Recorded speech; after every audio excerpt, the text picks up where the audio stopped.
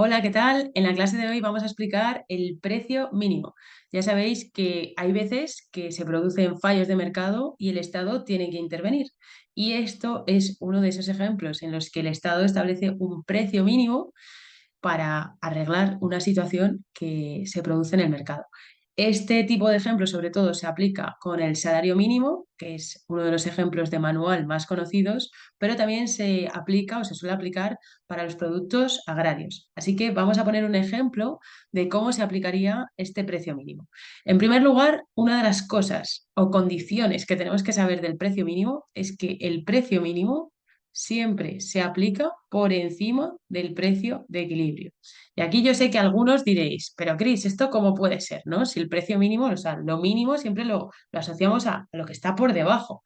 Bueno, pues en este caso es básicamente porque, vamos a ponerlo a través de un ejemplo, si tenemos un precio de equilibrio que es igual a 5 y le decimos, ¿no? Nosotros como Estado a las empresas que pongan un precio como mínimo de 3, pues no tiene sentido, porque ya lo están poniendo por encima de ese mínimo, están poniendo un precio de equilibrio de 5.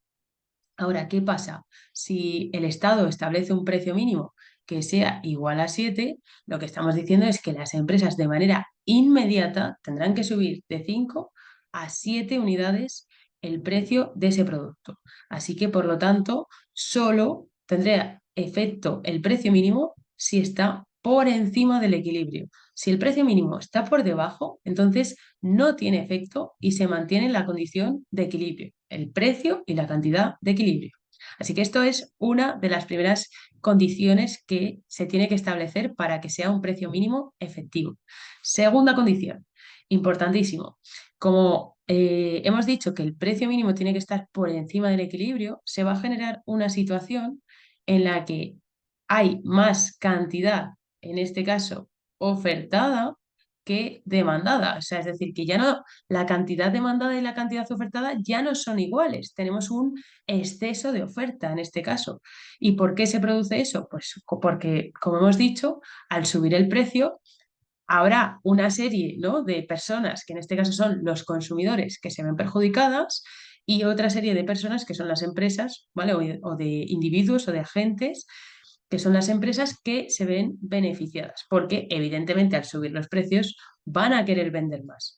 ¿Qué pasa con esto? Pues que vemos las consecuencias en los excedentes. Inicialmente, ¿vale? Nuestro excedente del consumidor era todo esto que estoy subrayando o tachando. ¿Qué pasa? Que al aplicar un precio mínimo, o sea, de este triángulo de aquí pasamos a tener un triángulo mucho más pequeño. Por lo tanto, una de las consecuencias es que se reduce el excedente del consumidor. Otra de las consecuencias, pues el excedente del productor, que es todo esto que estoy poniendo yo ahora, inicialmente era este. Ahora, ¿cuánto es el excedente del productor? Pues el excedente del productor es mucho más grande precisamente por la medida que se ha aplicado. Como veis, o sea, tendríamos todo este área verde que, igual que hicimos en los vídeos anteriores de cálculo de los excedentes, lo que haremos es dividirlo en dos partes para simplificar el cálculo, es decir, haremos una especie de cuadrado o rectángulo y un triángulo para que sea más sencillo calcular el excedente del productor. Y luego, como podéis observar, tenemos una nueva área que hasta ahora no había aparecido, que es la pérdida irrecuperable de eficiencia. Esta pérdida irrecuperable de eficiencia solo aparece cuando el Estado interviene en el mercado. Así que en este caso, obviamente, tiene que aparecer. Y como veis, pues calcularemos este área que es el área de un triángulo, ¿vale? El área del triángulo, que es lo que forma esta pérdida irrecuperable de eficiencia. Así que ya sabéis, muy importante el precio mínimo. Veremos un ejercicio práctico porque ya sabéis que alguna de estas, o sea, precio mínimo o precio máximo, que lo veremos en los próximos vídeos, puede entrar perfectamente. Así que atentos, que los contenidos de los próximos vídeos serán muy importantes de cara a vuestro examen.